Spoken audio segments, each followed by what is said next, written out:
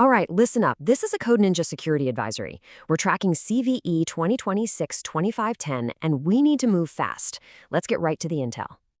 Okay, the key takeaway right up front, this is not a theoretical problem. This thing is live. It's being actively exploited in the wild right now. We have confirmation from CISA, from the vendor Soliton, and from multiple threat intel sources. It's being weaponized as we speak. So, what are we looking at? The target is Soliton Systems FileZen. It's a pretty common file transfer appliance. Now listen closely. If your systems are running version 5.0.0 all the way through 5.0.10, you're at risk. Same goes for the older branch, versions 4.2.1 through 4.2.8. You need to be checking your asset inventory like yesterday. All right, here's how we're going to break this down. 4 quick phases. First, the 0 day. Then, a quick comms check. After that, we'll do a deep dive. And finally, we'll wrap up with ethics and sign off. Let's go. Kicking things off with phase 1, the 0 day. We're going to identify the threats and make our objective crystal clear. So, why are we putting this out there? It's simple. This advisory is what we call a forcing function. Its entire purpose is to light a fire under people and get them to patch immediately so you can protect your perimeter. Make no mistake, the bad guys are already using this. It's our turn to move. Okay, moving on. Phase 2, the comms check. This is critical for making sure you stay plugged into the real-time intel stream.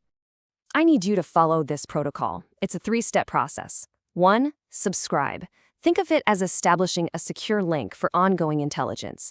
2, hit like. That's your formal acknowledgement, your ACK that you've received this brief. And 3, comment. Let us know your status. Are you patched? Are you vulnerable? This helps us all gauge the blast radius out there. Good. Comms check is a go. Now for phase 3, the deep dive. This is where we get into the nuts and bolts, the technical analysis, and more importantly, the fix.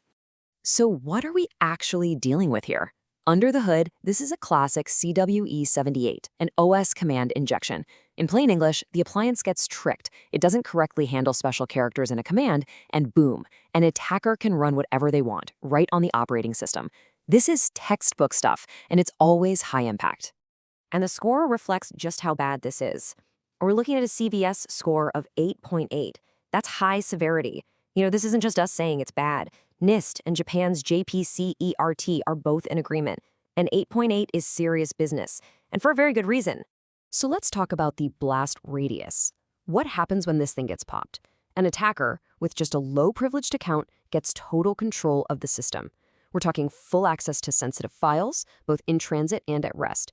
But it gets worse. They can use this appliance as a beachhead, a launchpad to move laterally inside your network. From there, they can install backdoors, set up persistence, even stage a ransomware attack.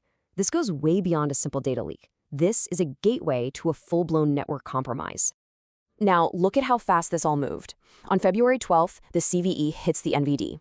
Just 4 days later, on the 16th, the vendor themselves, Soliton, confirms it's already being exploited in the wild. But here's the real kicker. February 24th, that's when CISA adds it to their KEV, the Known Exploited Vulnerabilities Catalog.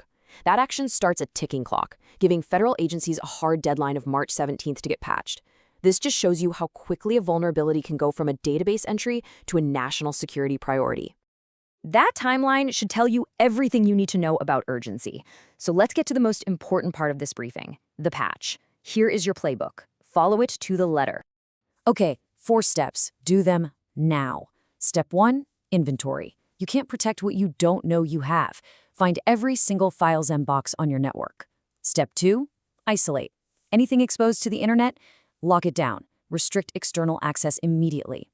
Step 3, patch. This is the big one. Get firmware update v5.0011 deployed. That's the real fix. And finally, step 4, rotate credentials. As a precaution, change all user passwords. Remember, the exploit needs a valid account to work. Let's be perfectly clear on this. There are 2 paths, but only one is the right one. The primary fix, the real fix, is updating your firmware to version 5.0.11 or later. That permanently kills the vulnerability. Now, there is a temporary workaround. You can disable the Antivirus Check Option. It might stop this specific attack, but you're also degrading your security by turning off a feature. It's a stopgap at this. Patching is the only solution you should be aiming for. All right, we've gone over the threat, we've gone over the fix. Let's wrap up with our final phase, Phase 4, Ethics. It's important to understand why we do disclosures this way. So you might be thinking, and it's a fair question, why on earth would you broadcast a vulnerability that's already being exploited? Aren't you just helping the bad guys? The answer is no. It's about leveling the playing field. The attackers are already operating with this knowledge. They love the dark. Our job is to arm the defenders. A public disclosure, especially when it lands in something like CISA's KEV catalog, is that forcing function we talked about. It takes quiet, back-channel threat intel and blasts it through a megaphone right up to the executive level. It forces the hand of organizations that might be slow to patch, and by doing that, we protect the entire ecosystem. We have to drag this threat into the light. And that's the briefing. Your mission is clear. Take this intel, get those patches deployed, and start hunting for any signs of compromise on your network. Stay vigilant, stay secure.